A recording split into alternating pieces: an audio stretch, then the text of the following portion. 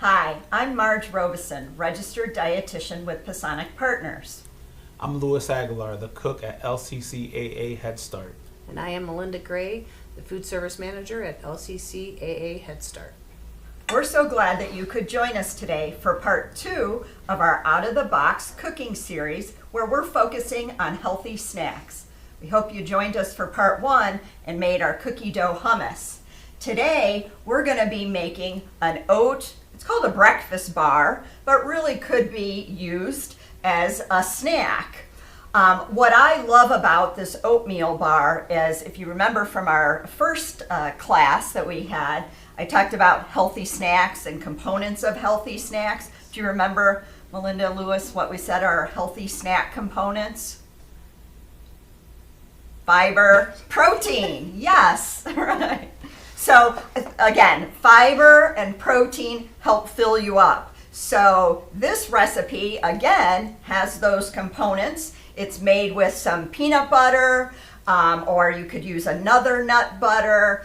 It also has some fruit in it. We're using banana, and it's made with whole grain flour and some oats. So there you get your fiber.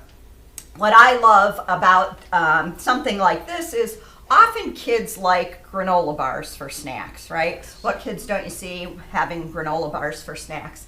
Unfortunately, a lot of granola bars, as a dietitian, I often say you might as well eat a cookie. They don't have fiber in them, they have a lot of sugar in them, and they don't have a lot of nutritional value. So since we know kids like granola bars, this is an easy to put together oat bar that's going to be much healthier than a traditional granola bar you'd buy in the store.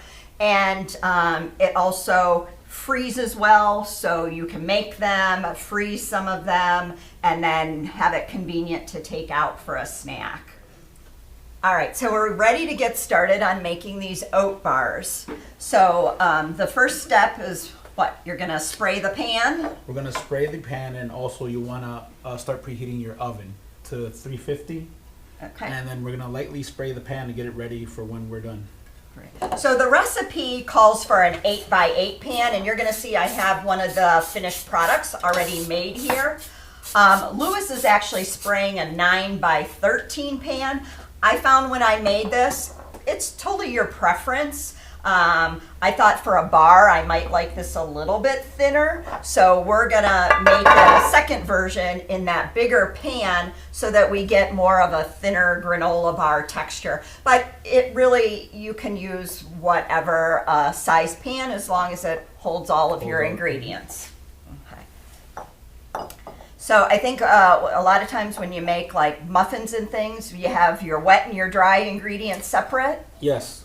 What you want to do is grab 2 separate bowls, and we have medium here, but you want to grab something big enough that incorporate, keep the size in mind, because we will be working with wet and dry, and you don't want to use a smaller bowl than necessary or you'll just make a mess. That's good. So in the medium bowl, so in the smaller bowl, I think first you do all your dry ingredients. So you start with the oats. And so we have our oats. Again, oats are a great source of fiber, so the oats go into that bowl there. And then this recipe, what I love is uses whole wheat flour, the key word being whole. It's going to have more fiber in it as compared to just standard all-purpose flour. And something like an oat bar, this works well with, because it gives you that kind of granola bar kind of texture. So you have the oats, the whole wheat flour, some cinnamon. That's 2 teaspoons of cinnamon. And then it calls for a teaspoon of baking powder. Okay. And this has already been pre-measured. And you'll get your ingredients in the box. It's always a good idea to ensure the measurements are right. Yes. So that sometimes they give you a little bit extra. Measure those. That would be a great skill to do with the kids as you're having them make the recipe, is let's check and see if this is the right amount. So to that then you just add the salt And then you're going to have all of your dry ingredients together. And so you just kind of combine all those. Great. And then we'll set this aside and we're moving on to the wet. Great. So then in a larger bowl, right, you're going to add all the wet ingredients. So the first ingredient is the milk. And again, if you don't want dairy milk, you can use a milk alternative of your choice. I like the dairy milk. It has more protein in it, but you could use a soy milk or an almond milk if that's your preference. And then to that, we add the applesauce. And this recipe, the applesauce gives it some moistness, but really cuts down on the sugar, right? So that applesauce replaces some of the oil that's in the recipe. This recipe doesn't really have any oil in it, and gives it that sweetness. And then we add an egg to the recipe. You're gonna do a one-handed chef. This is. I would, but unfortunately, I already kind of started on the crack. Okay. But yes, and this could be one of the fun parts that you could do with your children. Is the egg is always one of those parts that you incorporate that's fun. Yeah. Just have them do the egg in a separate bowl in case there's shells, then add it in. Yes. Yes. Okay. And then you add the vanilla. And then I think you already did measure the peanut butter. So again, this recipe, I love that it has more protein in it. So it has a little bit of peanut butter in there. It has 2 tablespoons of peanut butter. Again, in your box, I'd be getting a nut-friendly alternative. But if you want to make it with peanut butter, that works great. You can use another kind of nut butter or a soy butter, an almond butter, anything like that. Right, so Lewis has the peanut butter in there. That's the last of those the wet ingredients. And then he's just gonna whisk all that together and kind of homogenize it. I think with this you really need to whisk it because of that peanut butter that's in there. Really break down that peanut butter. Did we get the honey in there? No, not yet. But we'll add it. Okay. We'll add it in there now. If I missed that. These wet parts of the recipes are very forgiving because we can just add it in. Okay. 3 tablespoons of 3 honey. tablespoons? Yeah. All right. So we'll do that, and we'll whisk a little bit more here once we add the honey. So the honey is the sweetener. Again, you could use a different sweetener. You could use regular table sugar. You could use maple syrup, whatever sweetener that you like. I like to use the honey in this recipe. And then we'll just whisk all that together. All right, so we have our dry ingredients combined, our wet ingredients combined, and then we're just gonna put the dry into the wet.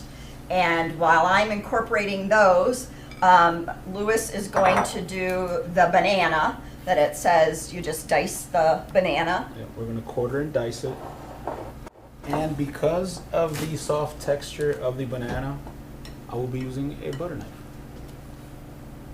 And that would be a great thing too for kids to do, cut the banana. They can definitely help out with this part. Yeah.